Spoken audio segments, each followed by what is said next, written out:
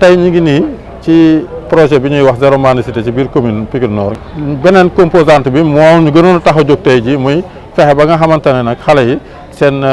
taxawaay dana gën a neex dana gën a rafet ci côté yëpp ci côté jàng ci côté wér-gu-yaram ci côté loisir ñu jël benn budget boo xamante ne fukki millions ak benn la ñu jox ci collectifu ndeyu daara yi juróom benn million pour que ñoom ñu def ay activités yoo xamante ne la cay génn dañ koy séddale 40 daara yooyu nga xamante ne moom moo nekk ci biir Pikine Nord. mais aussi ñu am benn montant wu ñaari millions yoo xamante ne dañ ko jël jagleel ko faju xale yi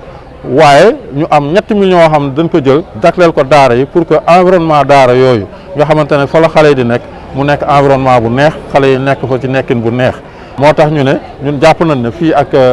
juróom benn weer ñun benn xale bu nekk ci daara fii ci biir Pikine Nord gëm na ne dootul yalwaan. lu mel ni bu fekkente ne ñëw na ci daara yi te daara yi soxla ko ñu yàgg ko wut te amuñu ko buñ ko amee vraiment day nekk loo xam ne lu rëy la ci ñun lu màgg la ci ñun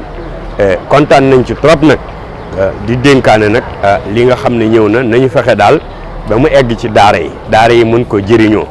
waaw au lieu mu yem ci ñun rek wala mu yem ci ñi nga xam ne ñooy bàjjen yi mais na dem ba egg ci daara yi parce que daara yi tax mbir mi jóg daara yi tax it ñu am ko waaw konte loolu ñu ngi ci am mbégte di ci sant maire di ci sant it équipe bi nga xam ne ñoo yore travaux bi di ci liggéey ba fi mu toll depuis au départ ba léegi kon ñu ngi kontaan lool bu baax a baax kontaan nañ daal. c'est des équipe bi gérer projet bi muy unité de gestion opérationnelle bi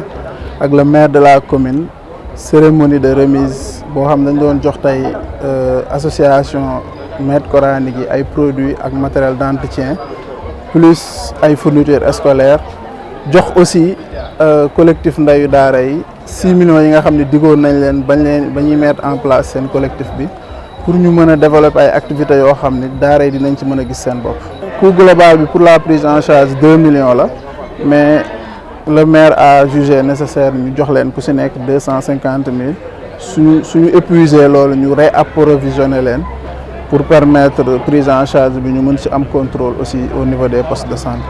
tey boo xoolee on génnee nañ 11 527 500 ci coût global bi pour jox ko daara yi association maîtres coraniques yi collectif ndeyu daara yi. plus poste de santé yi nga xam ne ñoo war a faj xale yooyu. waaw jafe-jafe yi bañ ko defee ci cartographie bi jàpp nañ ni ñeenti daara ñooy yalwaan Pikine Nord waaye ñeneen ñëpp am nañ ay soxla yoo xam ni dafa jëm ci seeni location ak fi ñu nekk seen nekkin dafa xaw a doy waar. bon yàlla dogal na 40 daara mooy ñeent fukki daara lañ recensé te yàlla dogal na bu projet bi di dem ñu xool saafara yi ñu ciy andi bu soobee yàlla.